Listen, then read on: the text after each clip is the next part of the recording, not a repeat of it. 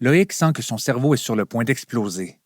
Derrière lui, au bout du corridor, les bruits se sont calmés. Il entend alors des pas qui s'approchent. Les deux ravisseurs rejoignent la cuisine, la mine déconfite. Le maigrichon s'assoit à la table, torse nu. Il a probablement utilisé sa chemise pour en faire des pansements, songe Loïc. Un peu plus loin, le barbu fait les 100 pas. Loïc est impatient de connaître l'état de santé de Pierre Laporte, mais le ruban sur sa bouche l'empêche de poser les questions qui lui brûlent les lèvres. Le silence est lourd. L'homme à la table le brise. « Faut que t'appelles ton frère. »« Pour lui dire quoi? »« Que tout est fini. Faut qu'on emmène Laporte à l'hôpital. »« Il va être correct. »« Il ne va pas être correct. Il a dû perdre la moitié de son sang.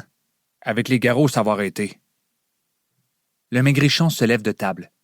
« Qu'est-ce que tu ne comprends pas? Si on ne fait rien, il va mourir. On a dit qu'on faisait de mal à personne. » C'est lui qui s'est pitché par la fenêtre. « Voyons, bâtard, tout ça, c'est parce qu'on l'a enlevé. On est responsable. Si on n'a plus d'otages, on n'a plus rien pour négocier. On s'en fout, rendu là. C'est pas vrai qu'un homme va mourir à cause de moi. On savait dans quoi on s'embarquait. On n'a pas le choix d'aller jusqu'au bout. Je vais appeler, moi. Je vais lui parler à ton frère. » Le barbu se poste devant l'appareil téléphonique fixé au mur. « Là, on va se calmer. On appellera mon frère tantôt. Pour l'instant, il faut décider ce qu'on fait avec lui. On l'amène à l'hôpital.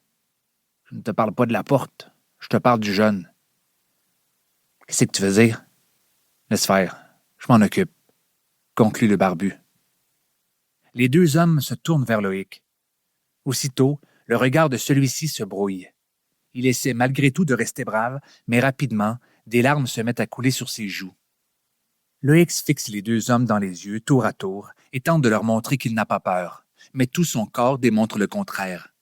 Il tremble comme une feuille et des sanglots lui montent dans la gorge. Sa respiration, qu'il ne peut prendre que par le nez, se fait de plus en plus difficilement. Loïc fixe les deux hommes devant lui, mais il est perdu dans ses pensées. « Pourquoi a-t-il fallu que je m'entête à traverser le portail tout seul? » se dit-il. « Tout le monde doit dormir chez moi. Personne ne me cherche. Personne ne va penser à aller fermer la fenêtre du pop-up pour me ramener.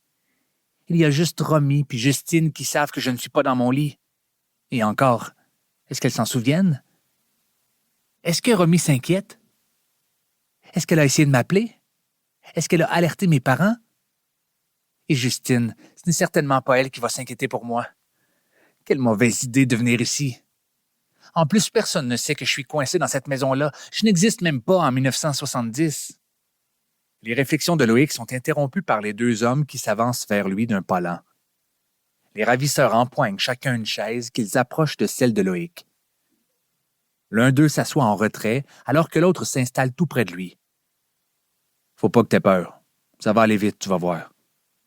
Ça ne devrait pas faire trop mal. » Pour continuer à écouter ce livre audio gratuitement, cliquez sur le lien dans la description et vous pourrez l'écouter en entier sans frais grâce à l'essai de 30 jours d'Audible.